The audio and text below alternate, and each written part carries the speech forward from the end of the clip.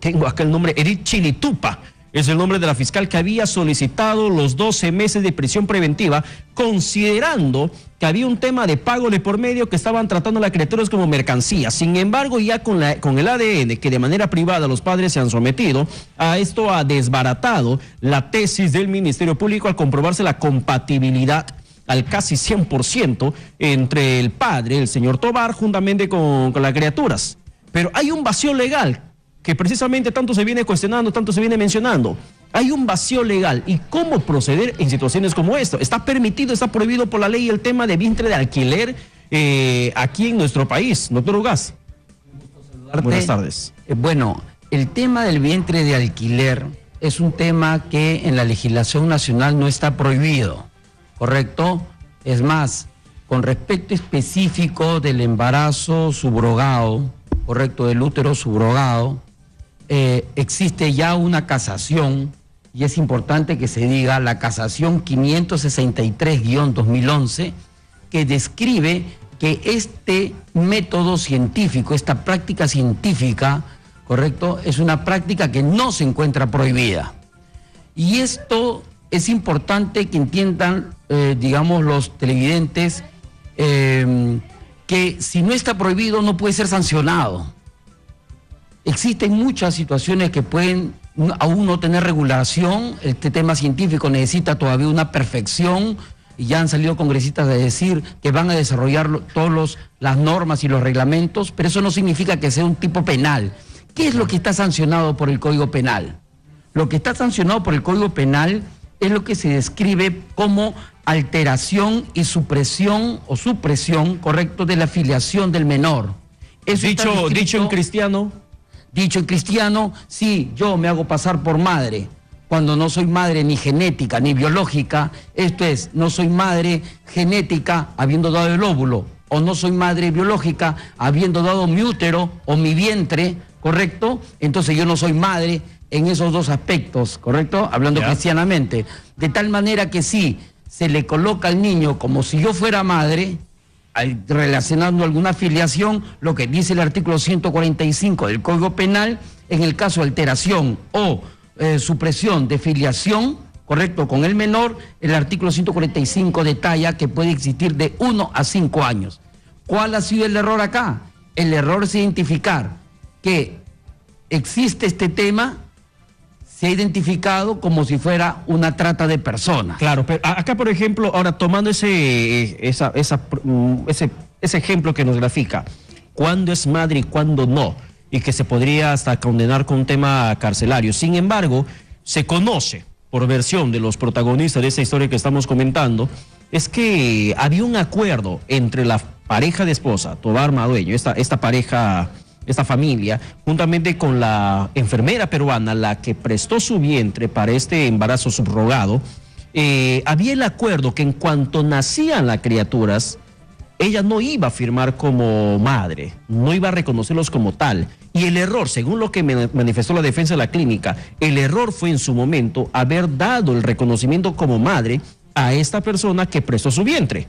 Es allí donde precisamente la Fiscalía termina invalidando los medios probatorios que mostraron para que finalmente no suceda todo este escándalo. ¿Se puede rectificar? ¿Se puede hacer eso mediante un embarazo subrogado? La madre, una persona que no concibió, cuyo óvulo no le pertenece, genéticamente no le corresponde, ¿puede finalmente firmarlo como madre, como está pasando en estos momentos? Sí, justo ese es el tema por el cual la Sala del Callao ha dicho: en este caso específico no se trata de un extremo de falsedad ideológica, que significa de colocar datos falsos en un documento público, que tendría como pena de 3 a 6 años, sino dice, podría considerarse como un extremo de alteración y suspensión de la filiación, que para este extremo tendría de 1 a 5 años, o sea, hay menor penalidad. Entonces la sala lo que dice sabiamente es que aún ese extremo, por lo menos hay que debatirlo en el proceso, hay que regularizarlo. Si bien es cierto, la Fiscalía ha dicho de que ellos han cometido cierto error con respecto al tráfico de personas, correcto, al trata de personas, pero con respecto a este otro extremo, corrigiendo el tipo penal, corrigiendo el delito, podría encuadrarse en ese otro extremo y en el caso de la esposa, de la madre, de la esposa, perdón, de la señora. De la señora Rosario Madueño. De la señora Rosario Madueño, correcto, es un tema que aún hay que esclarecerse. Pero lo que no ha dicho la sala es que ni el delito de trata de personas, ni el delito de alteración y supresión de la filiación se configura para el papá. Claro. Porque en el caso del papá, si es su esperma, hay una compatibilidad además demostrada con esa prueba de ADN privado. Al 100%.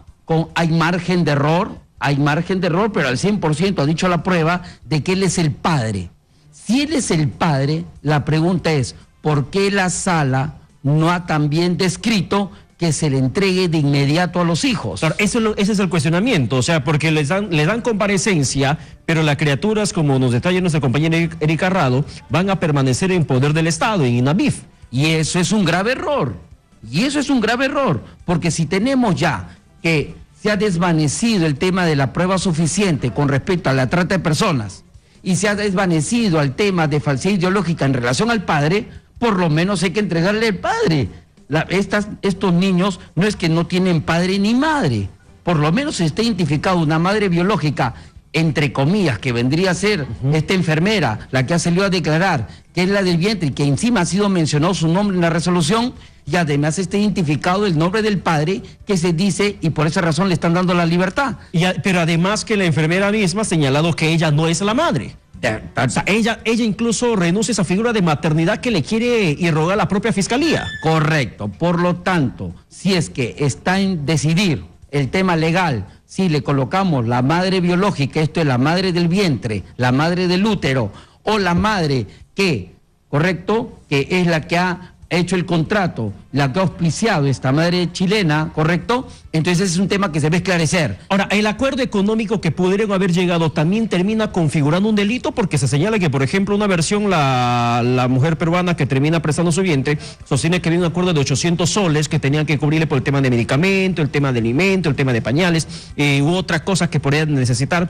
Y por otra parte, hay otra versión que había un acuerdo económico de $15,000 pagalo, y por eso la fiscalía dijo que se está tratando de mercancías con niños. Bueno, eso también podría incurrir un tema de delito. Bueno, ese es un error de perspectiva, no es un error de perspectiva. Quizás en normatividades donde se describe que el vientre de alquiler deba ser la mamá, la abuelita, la tía, la prima, la hermana, ¿correcto? Entonces sí veríamos un números clausus, ¿correcto?, delimitado, donde digamos que ninguna otra persona puede dar el vientre de alquiler.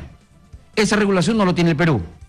De tal manera que si no lo tiene el Perú, no tendríamos por qué nosotros decir que ese es un acto ilegal, que hay una tercera persona, ¿correcto?, que está queriendo apoyar para este caso en concreto. De tal manera que no necesariamente los temas de montos, se dice que es de 800 soles, en otro momento se dice que se vio en el WhatsApp que se está hablando de $5,000, $10,000, entonces la verdad que no se tiene muy claro eso, pero definitivamente que en principio, tal como está el contexto, tal como está la situación, no me parece que exista un tema de interés patrimonial crematístico para que esta persona, producto de este hecho, ¿correcto?, se le tiene que llevar a prisión. Ahora, teniendo todos los criterios legales que usted nos está mencionando, además de un tema de razonabilidad, creo yo, ¿qué debió haber hecho esta fiscal Cholitupa? ¿Cuál debió haber sido su conducta antes de que se estalle todo este problema que termine inmiscuyendo a dos criaturas? Bueno, lo que debió hacer fue decidir el requerimiento por algunas restricciones menos gravosas. Me parece que la Fiscalía realizó un razonamiento siempre en perjuicio de los investigados. Esto es, son chilenos, entonces por lo tanto se pueden fugar. Bien. ¿No? Segundo lugar, el tema del nacimiento, ¿correcto? Entonces, a propósito de esta situación, los señores dicen, no, hemos hecho un tema de vientre de alquiler, hemos hecho todo este procedimiento, etcétera. Y entonces, por duda, dice... Por duda el fiscal, en vez de decir, por duda, le prefiero dar un impedimento de salir del país o que venga a firmar todos los días a mi fiscalía para resguardarme de que no fugue, por duda la meto presa. Y eso no existe. ¿Eso es desproporcionado? Absolutamente desproporcional. ¿Eso es abuso? Totalmente. Mire, con la jurisprudencia del Tribunal Constitucional del caso Bedoya de Vivanco, se quedó claramente establecido que los temas de indubios en general se pueden hablar a nivel de sentencias. Pero en este caso en concreto no es que existía duda, porque no había un material compensatorio para tener un nivel de duda. Lo que existía era mucho mayor material, porque se tenía a ese momento de la detención preliminar. ¿Qué es lo que se tenía? Se tenía el expediente médico, el expediente del in vitro, se tenía a la clínica aportando todos los elementos. ¿Era competencia de la fiscal Chiritupa de negar o invalidar los documentos que ellos presentaron? ¿Era su competencia? En lo absoluto. En lo absoluto. Porque ella termina invalidando parte de los documentos que termina presentándole como prueba de que había ese tratamiento in vitro que permitió el nacimiento de las criaturas.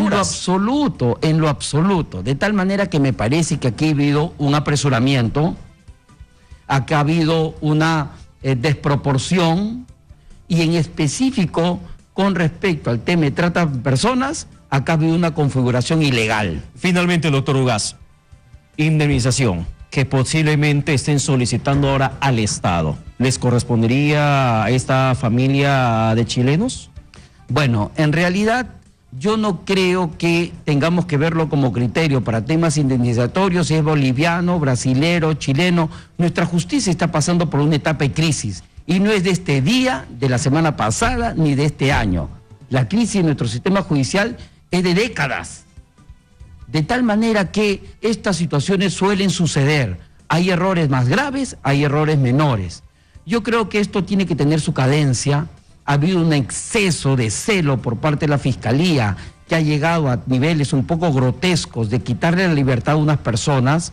Yo creo, sin embargo, que deben esperar a que se termine la cadencia del proceso y están con la libertad, ¿correcto?, que la gocen de ella, que se acerquen a su familia y que al final evalúen en balance si pueden pedir alguna indemnización o reparación, etcétera.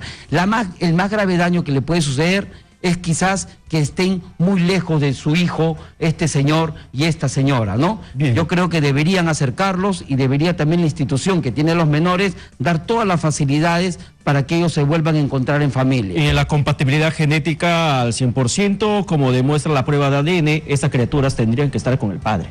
Tendrían que estar con el padre, definitivamente. Y por otro lado, exigir al Parlamento, exigir al Congreso de que prontamente regule este tema del in vitro.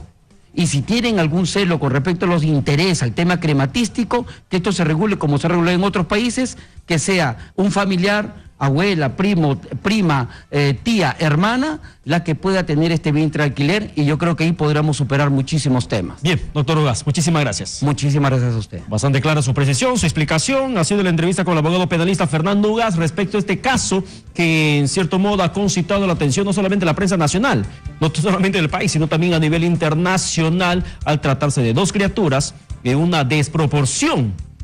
Como ha sido calificada la actitud del Ministerio Público en general, más allá de quién ha sido la fiscal o el fiscal, una actitud desproporcionada del Ministerio Público que aún mantiene a esta criatura, sin embargo, en custodia del Estado. 12:33, vamos a la pausa, volvemos con más aquí en Exitosa.